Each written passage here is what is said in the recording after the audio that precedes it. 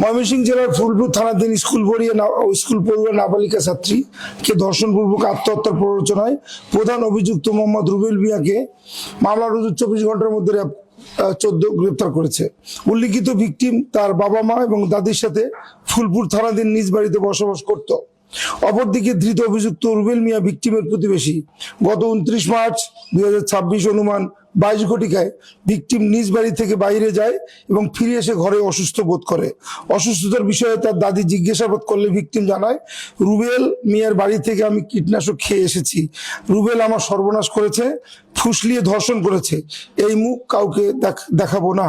সাথে সাথে ভিকটিমকে দ্রুত ফুলপুর উপজেলা স্বাস্থ্য কমপ্লেক্স এবং পরবর্তীতে ময়মনসিংহ মেডিকেল কলেজ হাসপাতালে নিয়ে গেলে চিকিৎসাধীন অবস্থায় গত 30 মার্চ 2026 রাত অনুমান 4 ঘটিকায় মৃত্যুবরণ করেন।